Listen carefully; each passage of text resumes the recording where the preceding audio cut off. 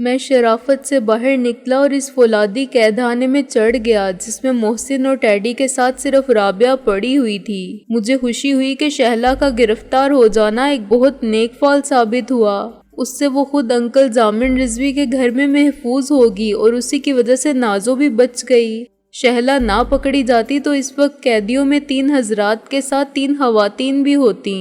شہلا کی حالت ایسی نہیں تھی کہ وہ مار دھاڑ اور اٹھک پٹک برداشت کر سکتی۔ اسے بھی ٹریلر میں رابعہ کی طرح پھینکا جاتا تو خطرناک ہوتا اور اسے ناقابل تلافی نقصان بھی ہو سکتا تھا۔ وہ دونوں ہمارے لیے کچھ نہیں کر سکتی تھیں۔ ان کو کبھی بھی معلوم نہیں ہوگا کہ ہم پر کیا بیتی اور نہ جانے کب تک وہ ہمارا انتظار کریں گی۔ کوئی پیغام ملے، کوئی واپسی کی نوید ہو، کہیں سے خیریت کی اطلاع آئے، وہ کب تک آس لگائے بیٹھی رہیں گی۔ آس بڑی سخت جان چیز ہے کہ مصائب اور آلام کے پہاڑ ٹوٹے، نا امیدی کا کوہ گراں آ پڑے اور سخت ترین آزمائش کی چکی پیس ڈالے، مگر آس ٹوٹتی نہیں، مرتی نہیں۔ دم آخر تک امید کی ایک کرن ساتھ رہتی ہے کہ پھر کوئی آیا دل زار۔ اب کھڑے منہ کیا دیکھ رہے ہو؟ ربورٹ نے کہا۔ جاؤ اس بڑھیا کو بھی لے آؤ۔ دیکھتے نہیں فائرنگ کی آواز دوسروں نے بھی سن لی ہے، کسی نے پولیس کو فون کر دیا تو ہم یہیں دھڑ لیے جائیں گے۔ گاڑی اب کون چلائے گا؟ ایک ماتحت نے کہا جو کافی خوفزدہ محسوس ہوتا تھا۔ گاڑی کوئی بھی چلا سکتا ہے، ان لاشوں کا کیا کرنا ہے؟ دوسرے نے زیادہ پریشانی سے کہا۔ ظاہر ہے ہم ان کو چھوڑ کر نہیں جا سکتے، گروپ لیڈر بولا۔ دونوں کو یہیں ڈال دو۔ ان کی گفتگو نے میری رہی سہی امیدوں پر پانی پھیر دیا۔ اگر وہ کیتھرین کو لا رہے تھے تو شک کی کوئی بات نہیں رہی تھی کہ غالب مارا گیا، اور اس خیال نے ہی میرے دل میں خنجر اتار دیا۔ وہ مرد کلندر، یاروں کا یار، باضمیر اور رسول پرست انسان، اور اپنی ذات سے بے پرواہ اور بے نیاز، راہ و رسم عاشقی میں وزادار اور دولت دل کو دولت جہاں کے مقابل ہیت سمجھنے والا، لاکھوں کروڑوں کی وراثت ترک کر کے آزادی کی جلا وطنی اختیار کرنے والا، نگری نگری پھرا مسافر گھر کا راستہ بھول گیا، اور جب گھر لوٹا تو بس پل بھر آرام کیا اور عدم کی راہ لی۔ اس کے دکھ کا سارا درد میری آنکھوں میں اتر آیا، اشک بن کے ٹپکا اور پھر بھی دل میں رہا۔ یکے بعد دیگرے 2 خون آلود لاشیں اندر آئیں، ان میں سے ایک کے سینے سے اور دوسرے کے سر سے لہو اب بھی ٹپک رہا تھا۔ اب میرے سامنے 5 بے حس و حرکت جسم پڑے تھے، ان میں زندہ اور مردہ کی تفریق صرف میں کر سکتا تھا، جو گھٹنوں پر سر رکھ کے بے بسی سے سب کچھ دیکھتے رہنے پر مجبور تھا۔ ایک لاش محسن پر یوں گری تھی کہ اس کا آدھا اوپر کا دھڑ محسن کی ٹانگوں پر تھا، چنانچہ اس کے سینے سے نکلنے والا خون محسن کو بھی تر کرنے لگا تھا۔ دوسری لاش رابعہ کے پاس گری تھی اور اس کا خون رابعہ کے دامن تک پہنچ رہا تھا۔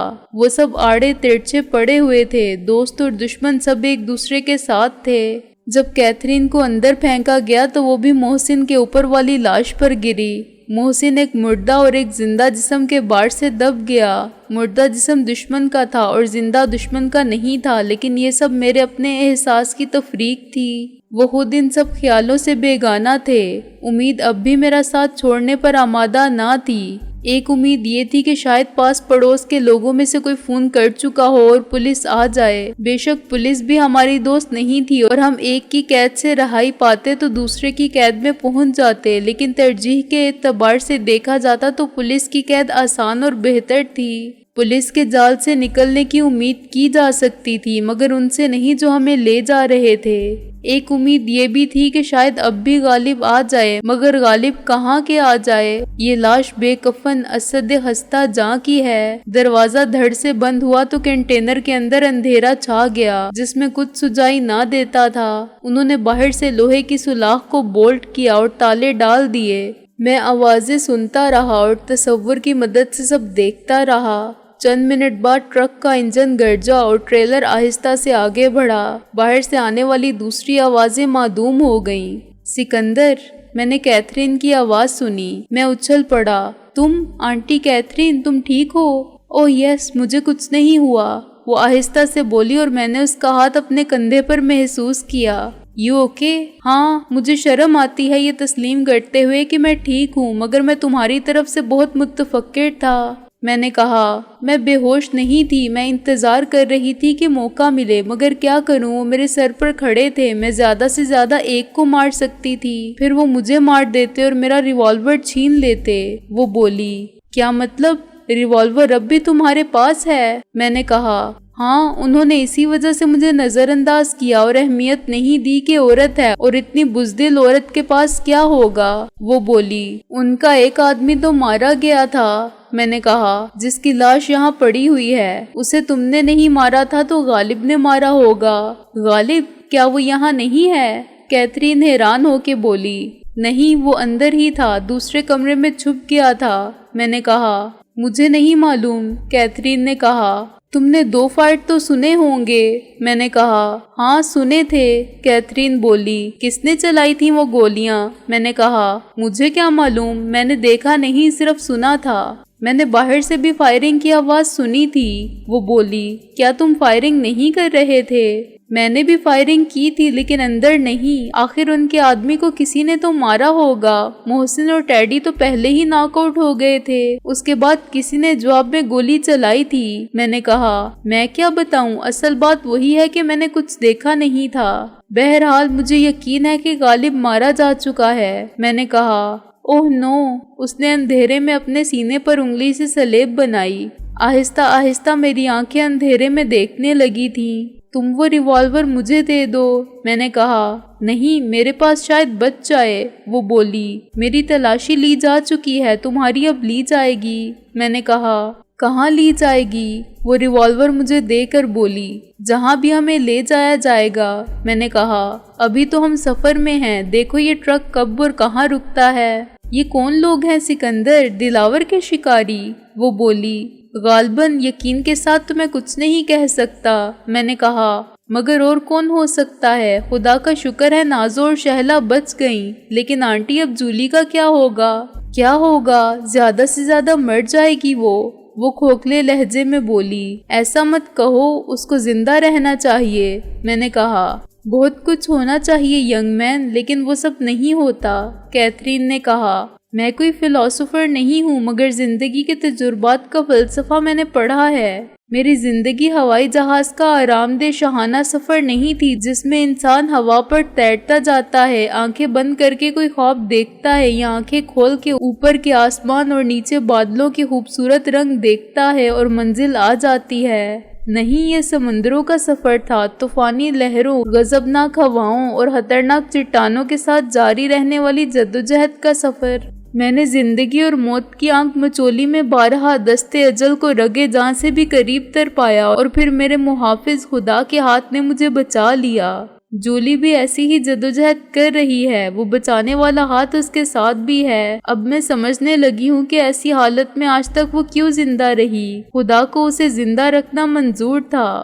ایک وقت تھا جب میں اس کی موت کے خیال سے بہت ڈرتی تھی، سوچتی تھی کہ وہ مر گئی تو میں بھی مر جاؤں گی۔ اس کا غم اور اس کی تکلیف میرے لیے بہت عذاب تھے، مگر آہستہ آہستہ میں نے یہ عذاب برداشت کرنا سیکھا۔ میں سمجھتی تھی کہ جولی کو میرے سہارے کی ضرورت ہے، میری موجودگی اور میرا قریب ہونا اسے حوصلہ دیتا ہے، میری باتوں سے اس کو امید ملتی ہے۔ پھر میں نے جینے کی خوش و مطمئن اور پر امید نظر آنے کی جدوجہد شروع کی، تاکہ میں جولی کے لیے وہ سب کچھ کر سکوں جو میں کرنا چاہتی تھی اور کر سکتی تھی۔ میں نے ایک حقیقت کو تسلیم کر لیا کہ میری کوشش اور ڈاکٹروں کی جدوجہد جولی کو زندہ رکھنے کی ایک خواہش کا نام ہے، ورنہ خدا کو نامنظور ہو تو میرے چاہنے اور ڈاکٹروں کے چاہنے سے کیا ہوگا؟ کچھ بھی نہیں، اور اگر اس کی زندگی باقی ہوگی تو خود بخود سب ٹھیک ہو جائے گا۔ دوا اثر کرے گی، جسم ساتھ دے گا، اور کوئی معجزہ بھی رونما ہو جائے گا۔ معجزہ کیا ہے؟ کوئی بھی ایسی بات جو آدمی کے وہم و گمان میں نہ آ سکتی ہو۔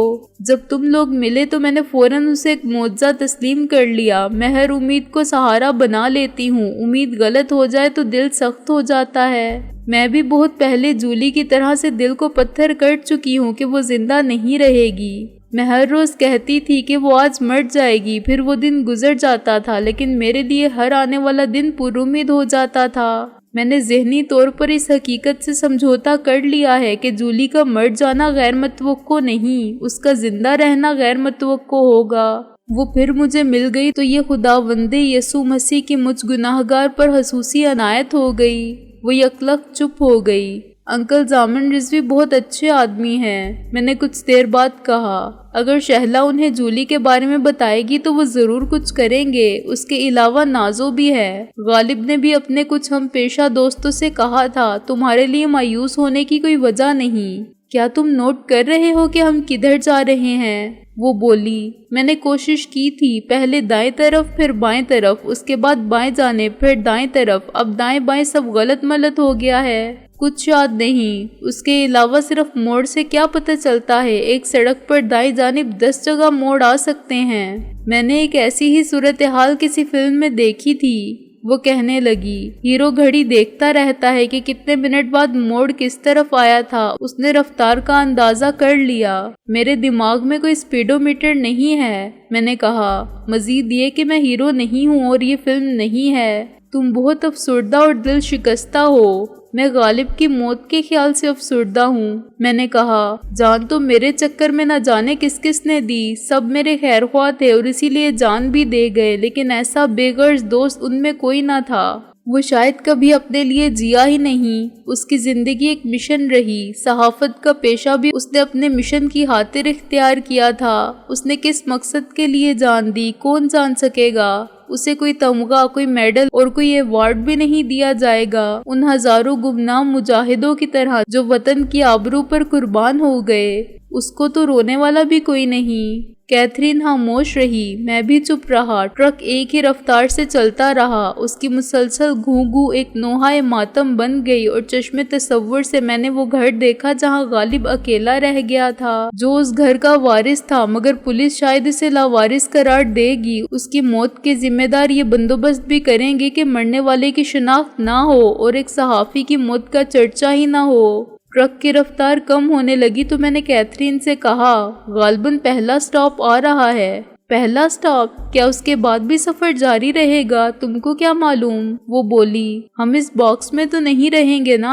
मैंने कहा, यहाँ से कहीं मुंतकिल किए जाएंगे।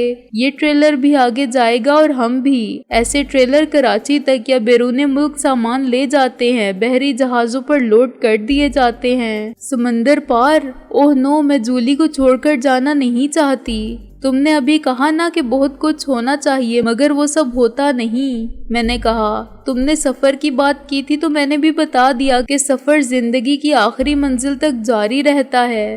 ट्रक रुक गया और कैथरीन फौरन उसी तरह लेट गई जैसे पहले लेटी हुई थी। बातों में मुझे भी इस सिलेंडर का ख्याल नहीं रहा था जिसके पाइप को मैंने काट दिया था। क्या उन्होंने गैस खोली होगी? मेरे अंदाजे के मुताबिक हमने 20 मिनट से आधे घंटे के दरमियान सफ़र किया था। अगर उन्हें इस्तेमाल ना करना होता तो वो जहरीली गैस को अंदर पहुंचाने का एहतमाम ही ना करते।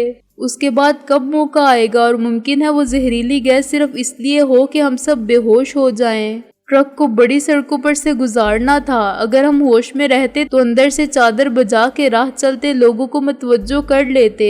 ये बात मेरे दिल को लगी कि वो सिर्फ हमें खामोश रखना चाहते थे। मारना मकसूद होता तो वहीं मार देते, जिंदा यहाँ क्यों लाते। मैंने बाहर से रॉड के हिलाए जाने और हुक्मे से निकालने की आवाज़ सुनी। उसका शोर कंटेनर के अंदर बहुत ज्यादा सुनाई दिया और मैंने भी लेट जाने का फैसला किया। मेरा फैसला किसी यकीन की बुनियाद पर ना था, लेकिन सोचने और किसी मुंतकी नतीजे पर पहुंचने के लिए वक्त ही ना था। अगर मैंने गलत किया था तो गलती का नतीजा भी सामने आ जाएगा।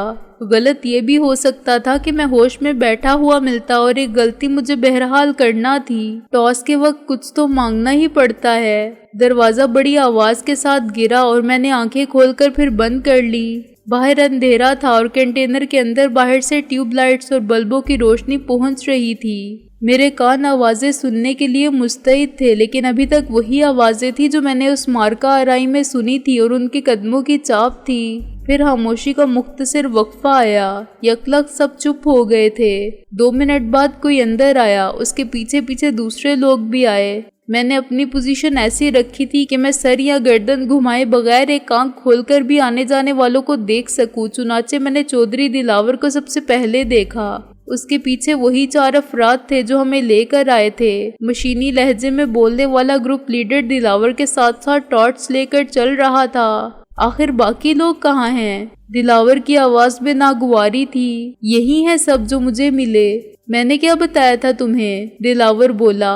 آپ نے تو 7 کہے تھے چودھری صاحب، 4 مرد اور 4 عورتیں، مگر تم لائے ہو 3 مردوں اور 2 عورتوں کو۔ یہی میں پوچھ رہا ہوں کہ باقی 2 کہاں ہیں؟ دلاور نے اس کی بات کاٹتے ہوئے کہا۔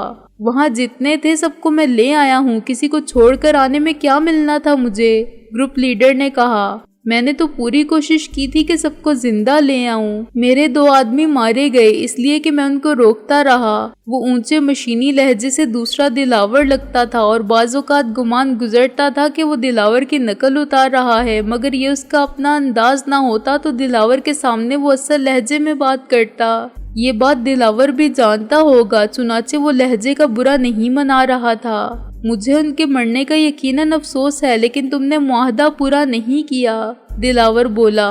تم کو 7 آدمی لانے تھے، وہاں 5 ہی آدمی تھے، تو میں کیا کرتا چودھری صاحب؟ تمہارا مطلب ہے میں نے تم کو غلط اطلاع دی تھی؟ دلاور کا موڈ آف ہونے لگا۔ جھوٹ بولا تھا تم سے؟ میں نے ایسا کب کہا ہے؟ ہمارے پہنچنے سے پہلے وہاں 7 ہی ہوں گے، 4 مرد اور 3 عورتیں، وہ بولا۔ لیکن 1 مرد اور 1 عورت کہیں چلے گئے تھے، وہ دونوں میاں بیوی تھے، ان کا نام محسن اور شہلا تھا، اور ان کے ساتھیوں نے کہا تھا کہ وہ ڈاکٹر کے پاس گئے ہیں۔ اس نے کہا کہ ڈاکٹر لطیف کے پاس، مگر عورت کہنے لگی کہ نہیں، وہ کسی لیڈی ڈاکٹر کے پاس گئے ہوں گے۔ دیکھو لڑکے، کیا نام ہے تمہارا؟ پتنگا۔ آپ جانتے ہیں کہ میرا نام پروانہ ہے، استاد پروانہ، گروپ لیڈر نے مشتعل ہو کے کہا، کیونکہ اس کے کسی ساتھی نے ہنسنے کی کوشش کی تھی۔ ہاں بھائی پروانہ، وہ ایک ہی چیز ہوتی ہے، پتنگا اور پروانہ، دلاور نے اسی لہجے میں کہا۔ میں جانتا ہوں کہ تمہارا اصل نام کیا ہے، بلکہ یہ بھی جانتا ہوں کہ تمہاری اصلیت کیا ہے اور کس کے استاد ہو، لیکن تم شاید نہیں جانتے کہ میرا نام کیا ہے۔ بعض اوقات نام سے کچھ بھی پتہ نہیں چلتا۔ کچھ لوگ نام کی پبلسٹی سے استاد بنتے ہیں اور پبلسٹی وہ خود کرتے ہیں۔ کچھ لوگ گمنام رہتے ہیں مگر وہ استادوں کے استاد ہوتے ہیں۔ یقیناً اس شہر میں تمہارے نام کا ڈنکا گلی گلی بج رہا ہوگا اور میرا نام بہت کم لوگوں نے سنا ہوگا، لیکن تم اپنی غلط فہمی دور کر لو تو اچھا ہے کہ تم میرے بھی استاد ہو۔ میں سمجھا نہیں کہ آپ کیوں بگڑ رہے ہیں، پروانہ بولا۔ جب میں نے تم کو بلایا تھا مسٹر پروانہ، دلاور نے اپنے مخصوص کاٹ رکھنے والے سرد شفاف لہجے میں کہا، تو میں نے تمہارے آباء و اجداد کا شجرہ نسب تک معلوم کر لیا تھا۔ میں بتا سکتا ہوں کہ تمہارا باپ کون تھا، تمہارا گھر کہاں ہے، تم کس کس کے ساتھ رہتے ہو، گھر میں کتنے بہن بھائی ہیں، کتنی بہنوں کی شادی ہوئی ہے اور کس کے ساتھ، کتنی شادی کے قابل ہیں، پھر یہ کہ تم نے باہر کیا کارنامے سر انجام دیے اور کس کس کے شاگرد رہے استادی کے مرتبے پر فائز ہونے سے پہلے۔ آپ کو مجھے مروب کر کے کیا فائدہ ہوگا، پروانہ نے ضبط سے کام لیتے ہوئے کہا، یا مجھے میرے ساتھیوں کے سامنے بے عزت کر کے کیا ملے گا؟ میں جانتا ہوں کہ آپ کچھ نہیں جانتے۔ استاد محترم، آپ کے والد پرانے شاہ عالمی کے ایک تنور پر کام کرتے تھے، دلاور بولا۔ 7 سال روٹیاں لگاتے رہے اور پھر ایک دن خود تنور میں گر گئے۔ کہا گیا کہ ان کو گرمی سے چکر آ گیا تھا، مگر یہ دوسرا چکر تھا۔ بعد میں تم پیدا ہوئے، جب تنور کے مالک نے تمہاری ماں سے شادی کر لی۔ تمہاری ایک بہن کاموں کی منڈی کے ایک ڈرائیور کی بیوی ہے، 2 گھر میں بیٹھی جوان ہو رہی ہیں۔ بکواس بند کرو اپنی، پروانہ چیخ کر بولا۔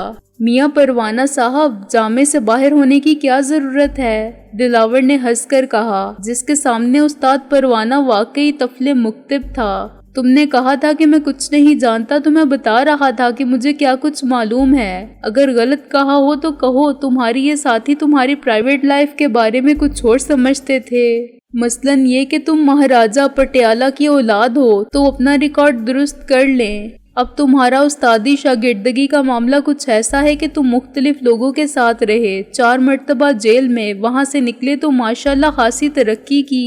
ایک زمانے میں تم استاد پیڈرو کے لونڈے تھے، تم کو یاد ہے؟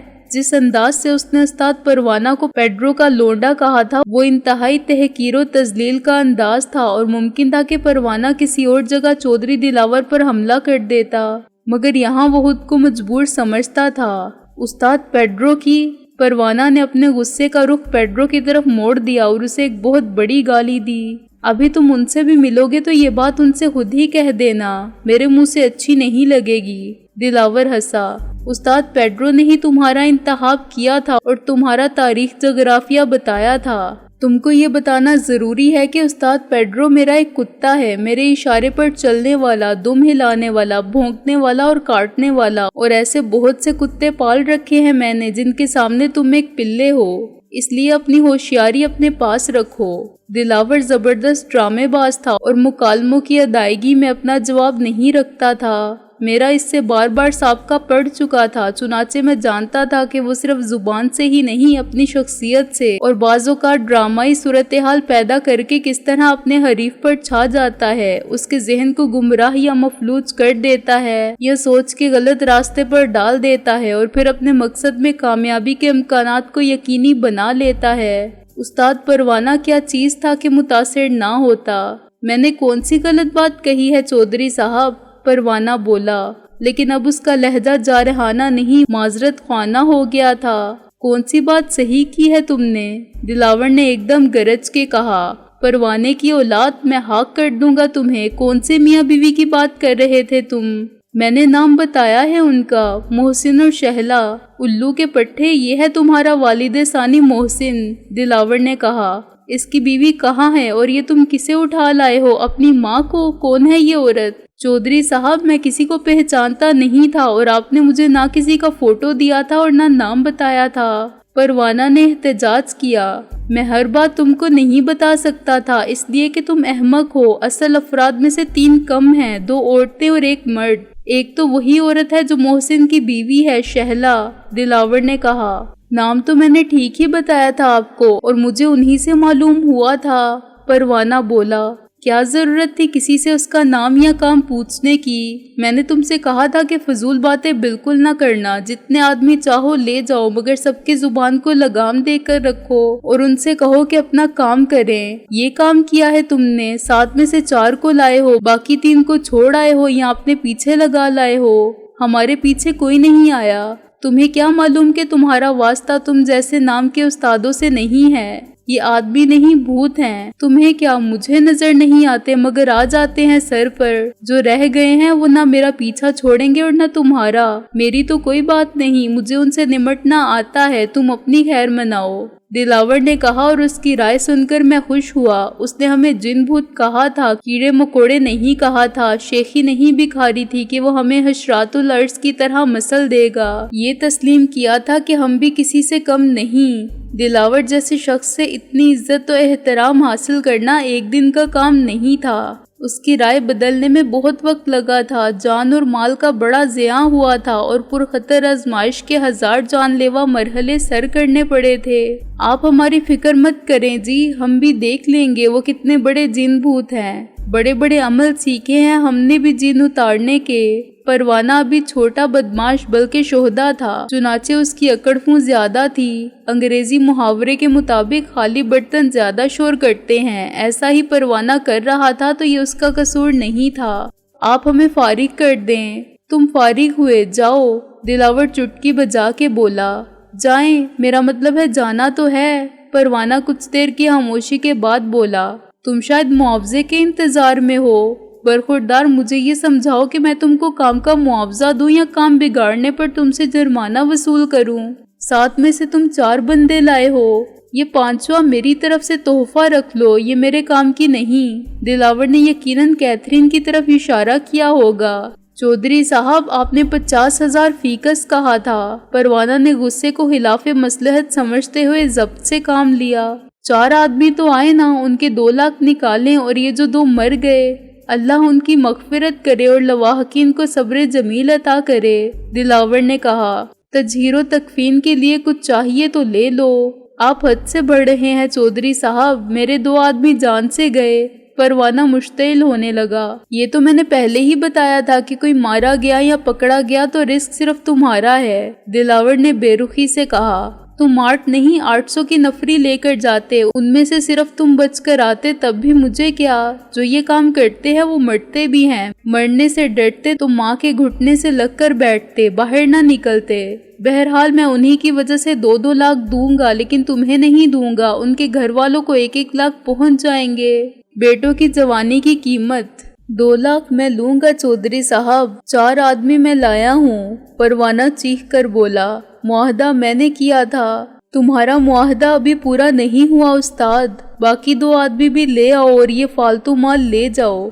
दिलावर नीम संजीदगी से बोला, मुआहदे में जो वक्त दिया गया था वो 1 घंटे बाद खत्म हो जाएगा। मुझे नाम पता बताओ, वो कौन लोग हैं? परवाना अब आपे से बाहर हो रहा था। हाँ, नाम नोट करो, दिलावर बोला।